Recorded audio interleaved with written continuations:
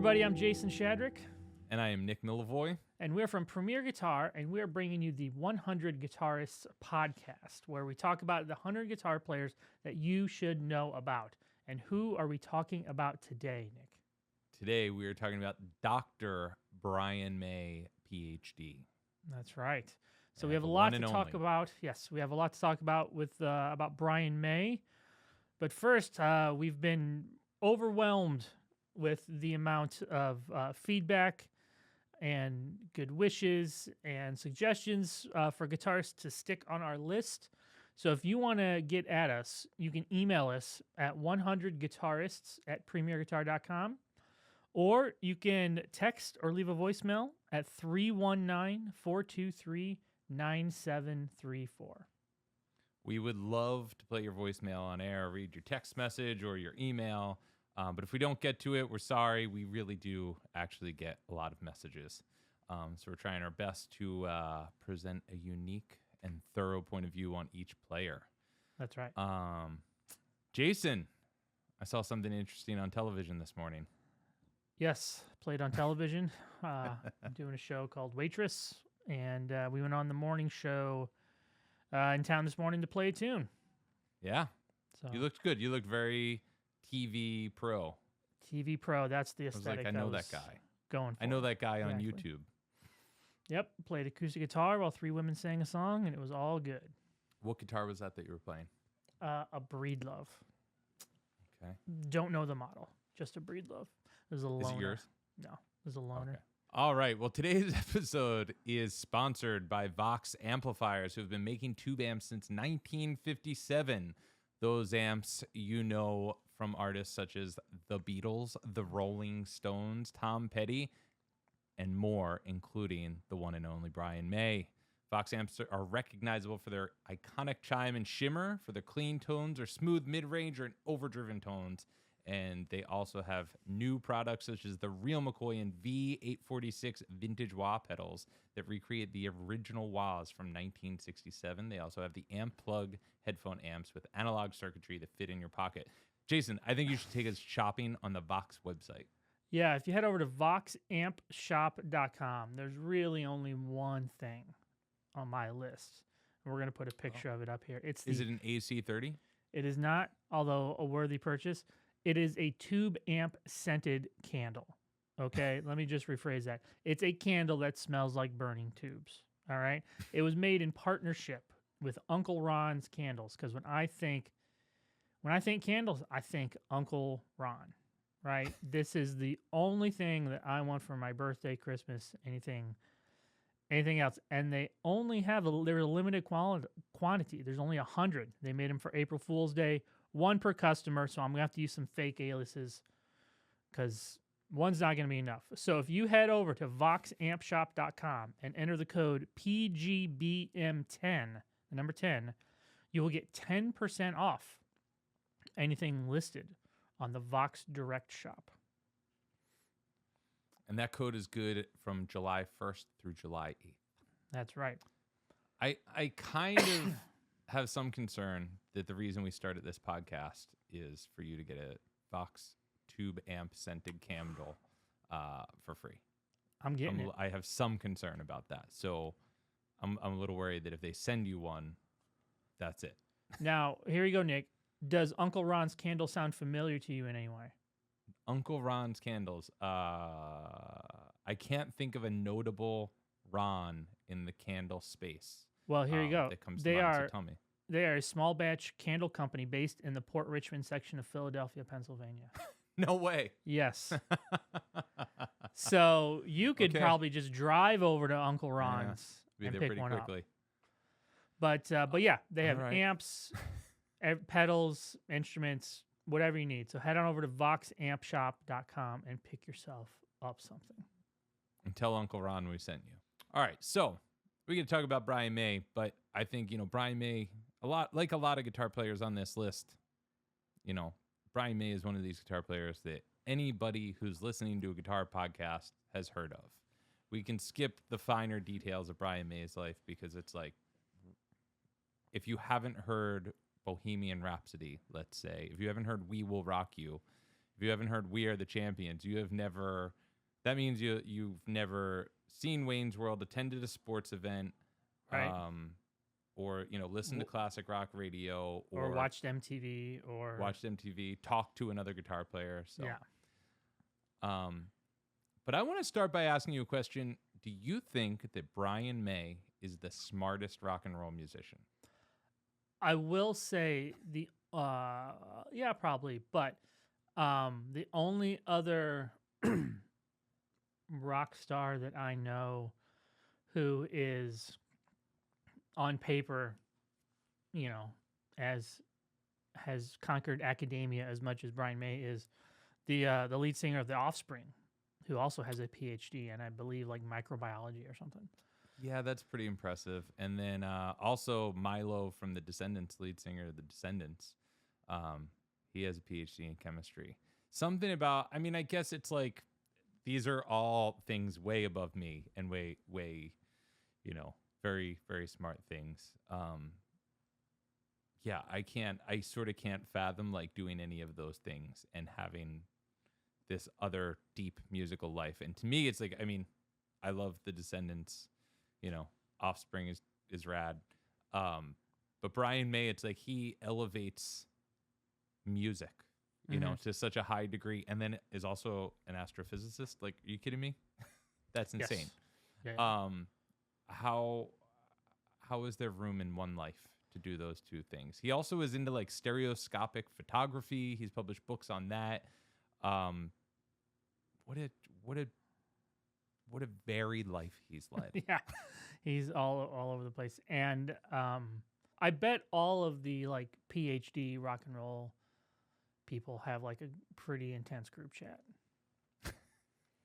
I hope so. Where they're using a lot of multi-syllable words, like 5-syllable words. Yeah.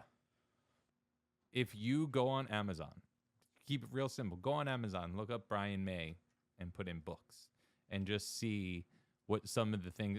There's Queen stuff that comes up, but you scroll down. There's Diableries, the complete edition, Stereoscope Adventures in Hell by Brian May. There is Stereoscopy is good for you. Yeah. That's crazy.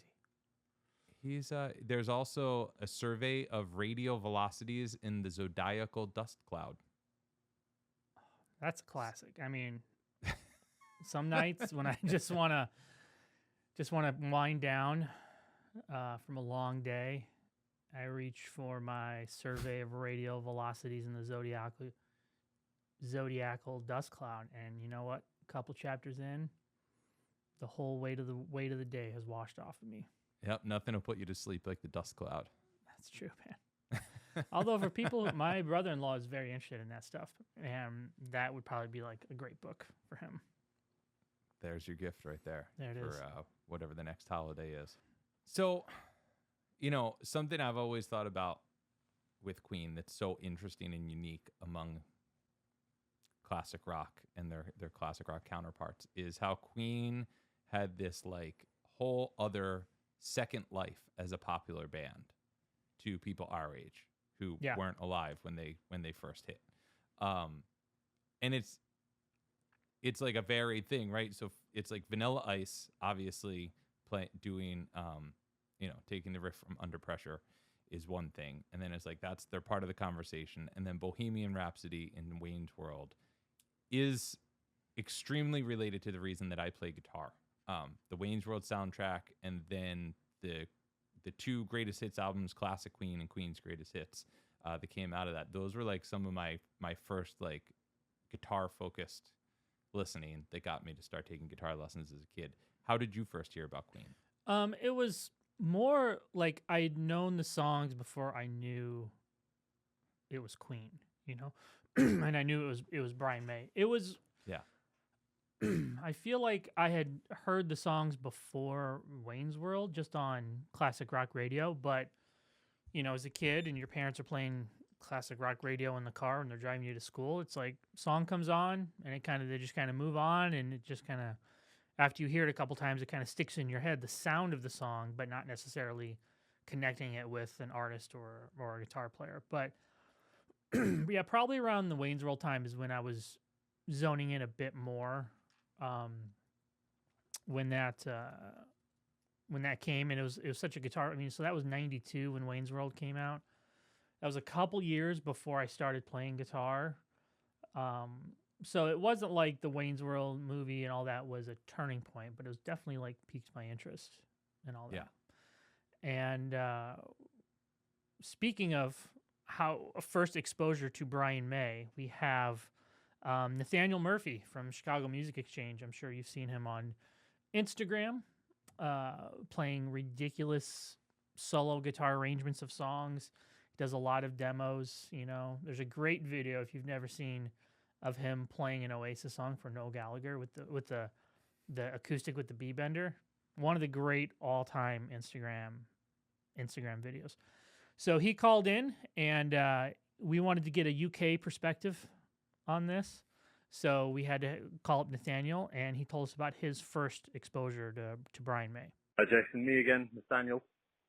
Yeah, so my first experience really with Brian May, before I was kind of playing the guitar, really, I'd heard him on the radio in England growing up. And it was all like operatic type ones, you know, it wasn't most rock and roll ones. That I heard, anyway, from what I remember. But then I started playing the guitar. And then I remember I got a guitar compilation album, and Tie Your Mother Down was on it, and it was like, oh wow, this is exactly what I want. So yeah, Tie Your Mother Down is probably one of my favorite Brian May things ever. The riff is just very rock and roll, but obviously I got more and more into him after that, and it's just probably my favorite thing about him is just how melodic and, you know, composed the solos are. And I think probably my favorite moment of his, there's a few. Time Up or Down, obviously, but Killer Queen, the solo in Killer Queen. I mean, we all know how to hum it, every single note of it. Just an incredible solo, and deceptively hard. You know, some of his solos, you know, the pre-bends and stuff like that, and then the tone is incredible, and you know, there's just a lot. Yeah, that's some of my favorite Brian May moments. There we go. I just tested myself after he said that and sung the solo to Killer Queen. Yeah, that Killer we Queen can all sing it. is, yeah, it almost to me like doesn't even sound like a solo. It's just like, oh, there's this instrumental break in the song, and if you play the song, you have to play that. You know, I think that's such his solo is always such an iconic part of every song for that reason, that it's like they can't be separated from the song. Mm-hmm. Mm-hmm. I have not performed any Queen songs live. Have you? No. Okay. Oh, maybe Crazy Little Thing Called Love. Okay. Yeah, I've played that before. It's a great solo too. Great solo. If you want to get into some country guitar techniques, that's like a good first solo to transcribe. You know, because a lot of the trademark country guitar stuff is in there. I dig it. So I want to ask you about, you've actually hung out with Dr. Brian May when you did a rig rundown. And that's on YouTube for everybody to see. We'll put that in the show notes. But it's just Jason and Brian talking about the guitar. You sat there with the Red Special. Like, tell everybody about this. Yeah, so I was recently thinking about this because not too long ago was Best Friends Day. And which I celebrate, Brian and I celebrate every year, is when we reconnect. But no, me and Keys flew to, Detroit, and to do a rig rundown. They were on tour with Adam Lambert, and I remember the publicist calling me. It was the night before. I was out to dinner with my wife, and the publicist called me the night before we were flying out to go do it. And at that point, it was agreed that we would just go and film it with Pete, the tech, and who was great. And we're like, yes, we'll do it. We'll get whatever we want, get whatever we can. And she called me the night before and says, hey, would you want 10 minutes with Brian? I'm like, man. Yes, that would be a yes. So I remember the next morning telling Keys, like, hey, the publicist called. We're going to get a few minutes with Brian May. And he's like, no way. And so we go up there. We land. We get the car. We drive to the drive to the arena, the Palace of Auburn Hills, and we film an entire rig rundown. We're like, let's film the whole thing with Pete, and that way, if Brian doesn't come through or if he's busy or whatever, we're covered, right? So we filmed the whole the thing with Pete. Somebody comes up to us and is like, "Hey, Brian's ready for you guys." Okay, cool. So we go back into one of the locker rooms there at the Palace, and he's a couple couches. He's there, and Red Special is just sitting on a couch, like you or I would just sit in one of these guitars, just sitting. And I'm just like looking. I was like, "Wow, that's not," because he does have a bunch of Red Special guitars, you know, even some different colors, but you could tell that was the one. That's the one, right? So we go and we get set up and we sit down, and you know, I got to hold it a little bit and feel the neck, and he said it's never been refretted. And a lot of these details I think were particularly fresh in his mind because he was just finishing work on the Red Special book, an entire book about Red Special. And he said it's never been refretted. You know, him and his dad made it. You know, a lot of the wild lore. to me that it has never been refretted. That's the thing that just blew my mind the most. Yeah. Like, two things came to mind. Is one, that thing has never been refretted, which tells me he has probably a very light touch. Yes. You know, he did have a sixpence that he was using. Then he gave me the sixpence after the video, which I still have. Dude, what? Yeah. Are you for real? Yeah. And so then we did that. And I remember like the publicist stuck her head in after like 10 minutes and he just waved her away. Just like, oh, go away. We're fine. That's awesome. And so we finished our He's cool. interview. I remember the neck feeling like bigger than I thought. Light as a feather, the thing is, I felt. And so two things struck me. One was the refret thing, which I'm like, that's incredible. You know, yeah, and I've had to have guitars refretted. This was, I believe, the only guitar him and his dad ever made. Like, right? And it's lasted all these years. Yeah. And they basically got it right the first time. You know what I mean? And that was really incredible to me, that guitar has, I'm sure it's probably been, you know, wiring's been touched up, fixed up, you know, whatever. But that it's stood the test of time all these years and it still plays great. You know, the switches work. You know, I think even in the video, he's like, "Oh yeah, here are the settings I use for Bohemian Rhapsody." You know, because each pickup has a switch. Combinations, yeah. Each pickup has an on-off switch. So instead of like a toggle switch like traditional guitars, you basically turn each pickup on individually in whatever combination you want, right? So we talk about that. And he was great, and he hung out, and then he like literally sent us off to catering to go have dinner, and then we hung out and watched the show, and it was an incredible show. This was the closest Keezer I were ever going to get to seeing Queen. Yeah, you know, how was it was great. Food? Food is incredible, dude. It was. I bet they eat eat well backstage. Yeah, they eat well. On the Vegan? tour. If you wanted, you know.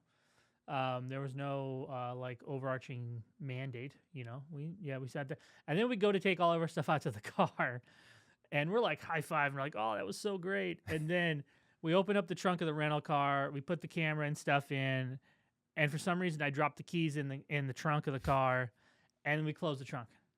No. And we're like, oh my gosh, right? And so we had to call a locksmith to come to the arena while people are filing in to come to the show. You know, 10 seconds, they open it. Okay, cool. And then we went into the show. So that was one of You almost didn't come close to seeing Queen. Yeah, right. Well, we would have just been like, we'll figure it out, I guess. I don't know. But yeah, we were there early enough in the day where we were able to get fixed up before we left. So yeah, wow, that was probably one amazing. of the better days of work at Premier Guitar I've had, was going to shoot that rig rundown. That's too cool.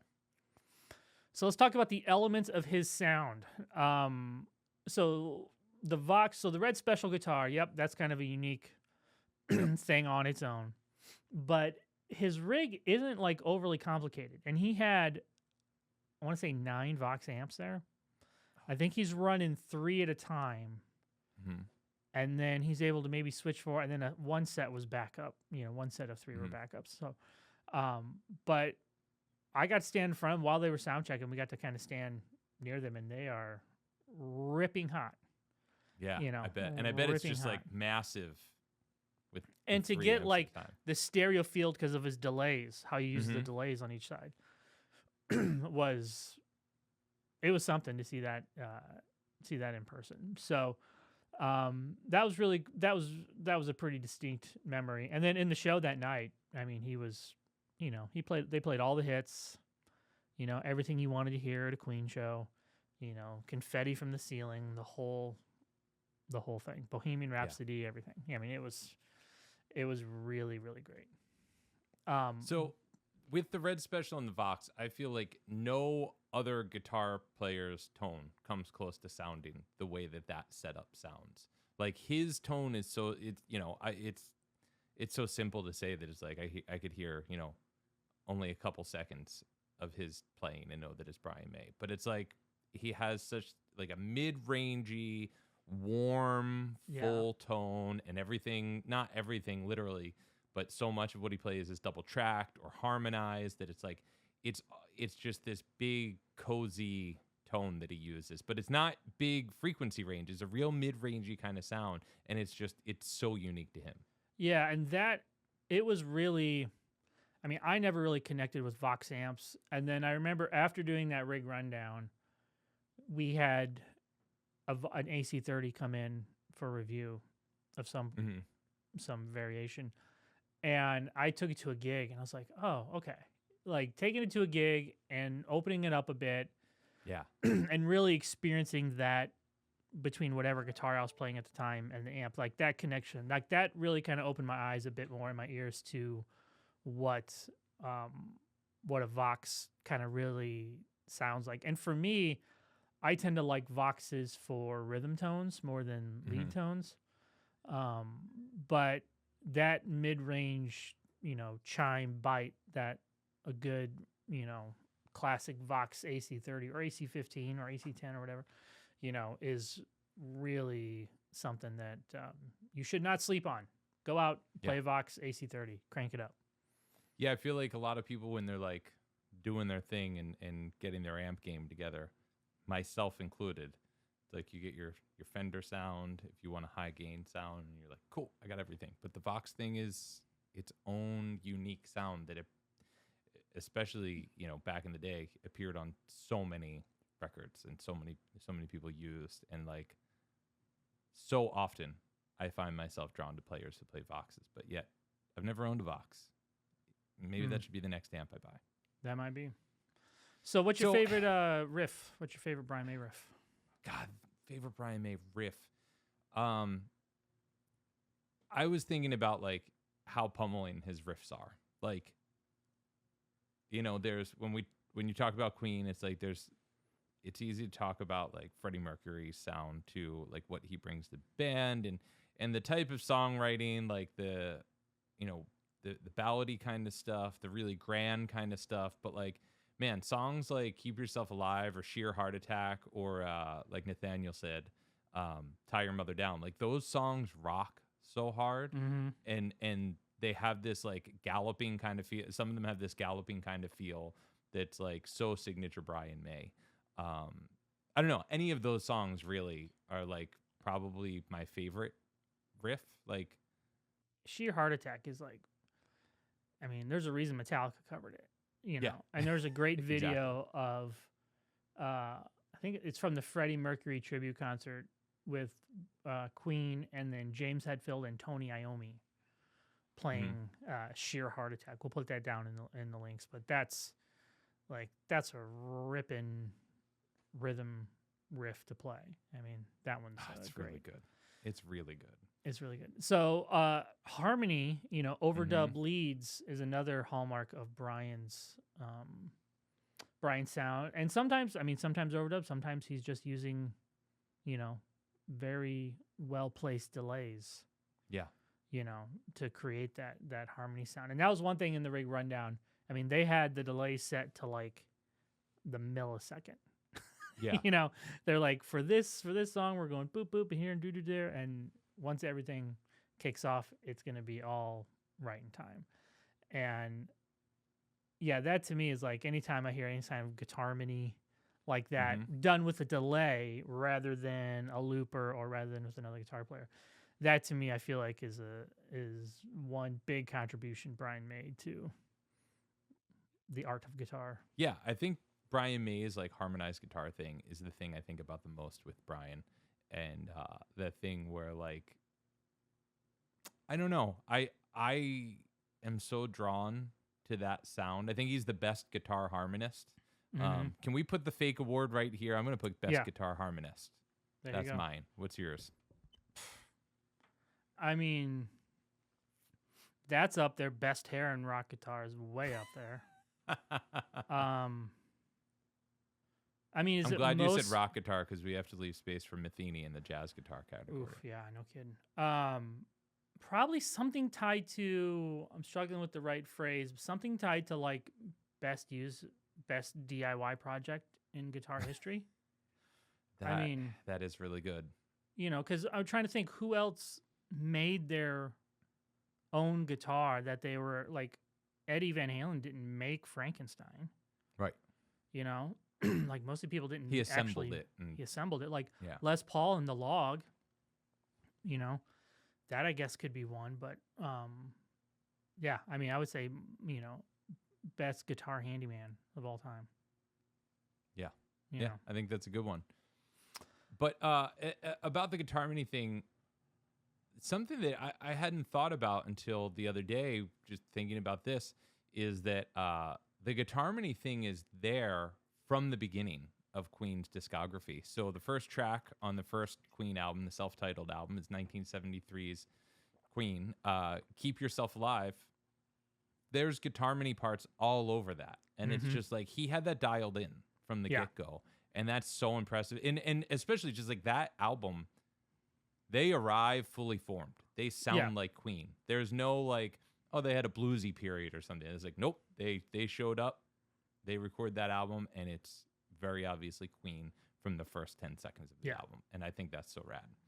That's but even without, you know, the beyond the arranged Guitar Mini stuff, like his solos are just so next level. Like they're also so uniquely him as far as, I mean, he's mixing like extremely proficient technique with like totally melodic kind of playing that like he has the rock and roll stuff in there, but is also just like doing the neoclassical kind of thing and like using all of that to the most expressive effect. Do you have a favorite Brian May guitar solo? Keep Yourself Alive is way up there.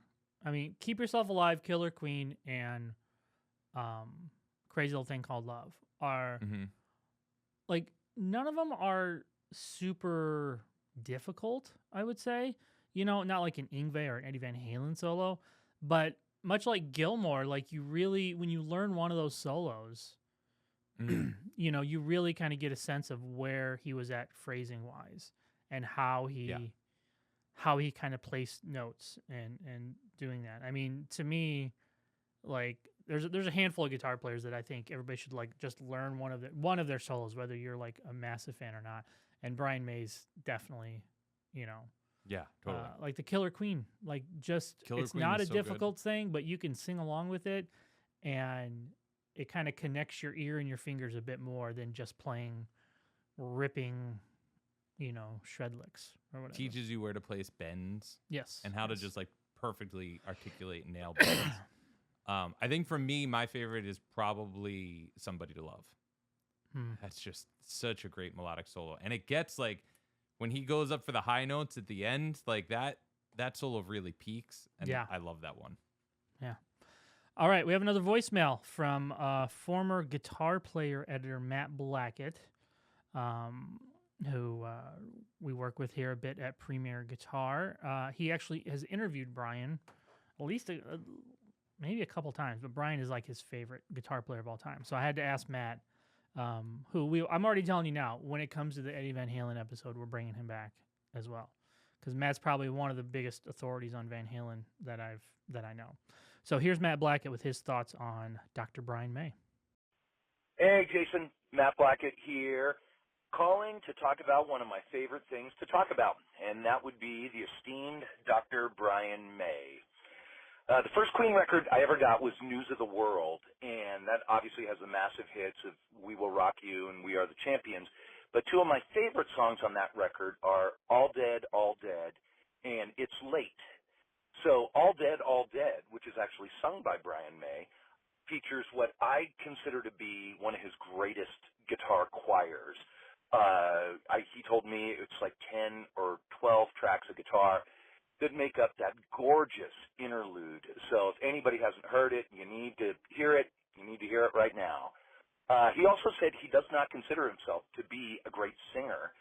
And I don't see how anyone can listen to that song and not come away with the belief that this guy is indeed an awesome singer. So It's Late, just a rockin' tune with a brilliant vocal by Freddie.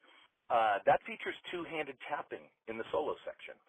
This is in 1977, so pre-Van Halen 1. And I asked him, how'd you come up with that? Like, what's the deal? And if I'm remembering correctly, he said he was in a bar in Texas with Nancy Wilson from Heart, and the guitarist was tapping. So he went up to him and said, that's brilliant. I'm going to steal that from you. And the guitarist said, I stole it from Billy Gibbons. So that's a fun little bit of tapping archaeology there. And to the best of my knowledge, he never did it again. Or that's what I thought at the time, and I asked him why. And he said Eddie kind of ruined it for the rest of us by being so great at it. But I think there's a tune, and I'm blanking on the name of it, but it might be on the Innuendo record where he does tap again. So I could go on and on. There are a million things that I love about this guy, but I'm going to leave it there. And thank you for thinking of me, and thank God for Brian May. Man, Matt with the deep cut there. The deep cut. So we get this lineage right. Tapping went from Billy Gibbons to this random guitar player in a bar who happened to be playing a gig when Nancy Wilson and Brian May walk in, right, in Texas. And Brian sees it and decides to use it and then realizes, and rightly so, that Eddie just took it to a completely different level. All good. But what a coincidence that we just talked about Nancy Wilson as well. Yeah. Yeah, Brian May and Nancy Wilson are just hanging at some bar in Texas. Checking Eating out barbecue.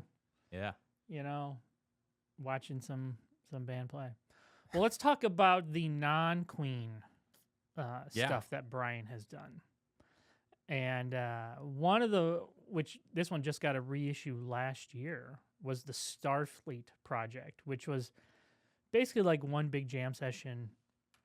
It seemed like one big jam session with Eddie Van Halen. Yeah.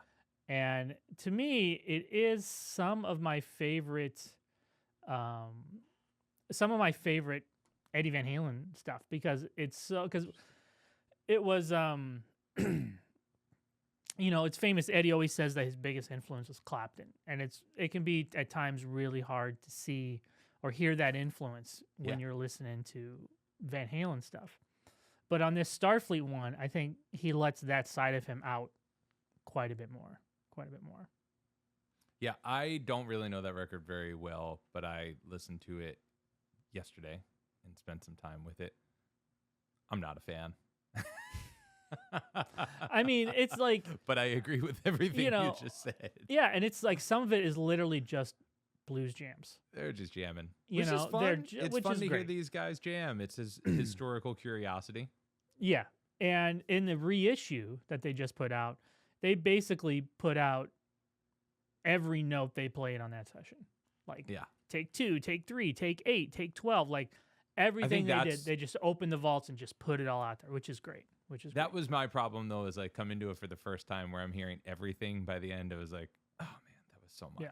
I'm glad it exists. A 30-minute version of that. I'm glad they preserved it. I'm glad they put it all out. You should definitely check it out if you're a guitar nut and you want to really hear, you know, Brian May and Eddie Van Halen play.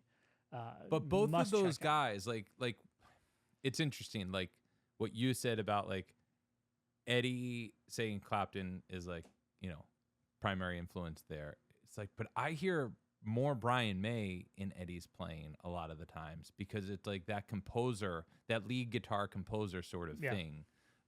bringing in influences beyond just like bluesy guitar playing. Like they Well, both do that thing to the absolute highest level, and I think that that's what I love so much about both of their playing.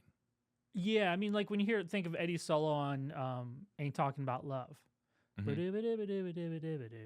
that's like, to me, that's a very Brian May-ish, like it's a part of the song, you know. Yeah, But totally. then you'll hear solos like "Jump" or whatever, and it's just free for all. Like it's just unhinged, right?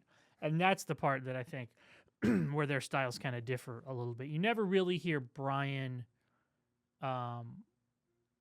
like just reckless abandon. You know what I mean? No, and when he does, when it's like when he's playing in a way that's like more open and more free, to me, he doesn't sound as much like Brian May. I like hearing the stuff that he sat down and composed. Right. He's also played with Lady Gaga in 2011. He did "You and I." Of course, this is merely a snippet of what. It's done so much. There's been so much. Yeah. Meatloaf's "Hang Cool Teddy Bear" in 2010, and one you dug up, Nick, which we listened to right before we started recording, which I'd never heard before. Tell us about this one. So this was Black Sabbath's "When Death Calls," which comes from 1989. We sat here and listened to this, so we both had a fresh take since we had never heard it before. I don't think it sounds a lot like Brian May. No, I didn't either. I mean, it was really, you know, if you're just kind of casually listening to the record and you don't have the liner notes ahead of you, it wasn't the type of solo that was like, why the heck is Tony Iommi sounding like Brian May? Like, it didn't give me those kind of vibes. Great solo, and it might be. Could it be the heaviest song Brian's ever played on? It really could be. Yeah, probably. Probably is, because it's a full-on metal song. I mean, it's a pretty brutal one too. When Death Calls. When Death Calls from the Headless Cross album. Yeah. You know, but dark yeah, subject matter. That's a deep cut you wanna dig out. He also, you know, maybe you can tell us a little bit about, you're involved in the musical theater world and you're, you know, touring Iowa City television shows frequently with the theater group. There's the musical We Will Rock You musical. Which I would love to play someday. I think that would be totally great, just to rip on Queen tunes and learn Brian May solos all night. Oh yeah, you got to make that happen. I know, right? I mean, I don't pick the shows. I just play them. The guitarist in the pit band doesn't get to pick the shows? No, strangely enough, no. But it's a jukebox musical, which what that means is they take a bunch of songs from an artist and write a musical around them. So like Mamma Mia, I guess in a way, no, Tommy, those are written for Tommy, but yeah, Mamma Mia is probably the biggest example of that. There's a new one out now called And Juliet, which is all like early 2000s, like Britney Spears pop tunes. But so they take all their songs, they write a musical around it, and this one is really unusual. There's like aliens. I mean, it's a very sci-fi themed musical. I mean, that sounds pretty 70s. But I mean, it wasn't written in the 70s. No, but like, does it take place in the 70s? I don't know. No, it takes place like 300 years in the future. Oh, okay. Yeah, you were close. So yeah, it's a interesting thing. I don't think it's necessarily critically acclaimed as like a musical theater thing, but Queen fans love it. You know, there's lots of, if you like Queen's music, why not go check it out? You know what I mean? Yeah, right on. It's the type of thing where if you don't like Queen's music, like with a lot of these type of musicals, if you don't like the artist, you're probably not going to like the musical. Yeah, it's not meant for you then. It's not for you. So, but yeah, go check it out. There might be a recorded like version you can watch. I do not know. I've never seen it. I've just totally heard about it. But I would love. I have a buddy, Danny Gomez, who plays in the show over in Europe, and he uses quad cortex and has all the stuff like programmed. So I'm waiting until I get the call to play it over here, so then I can be like, hey Danny, send me the patches and stuff, so then I can just play through. The authentic sounds. The authentic sounds. So well, If we missed anything about Brian May you want to share, or if you want to just reach out, tell us who we should be covering, or you're keeping an eye on our social media and you see who we're covering next and we need some calls, please do get at us. It's 100 Guitarists at premierguitar.com. And our phone number where you can leave a voicemail or send a text is 319-423-9734. And who are we covering next week, Jason? Well, hold on. First, we want to say big thanks again to Vox for sponsoring this episode. And next week, we are covering one of you and I's personal favorite guitar players, so we don't know how long this could go. And that's it's going to be hard to be succinct about. So next week, we're going to talk about Bill Frisell.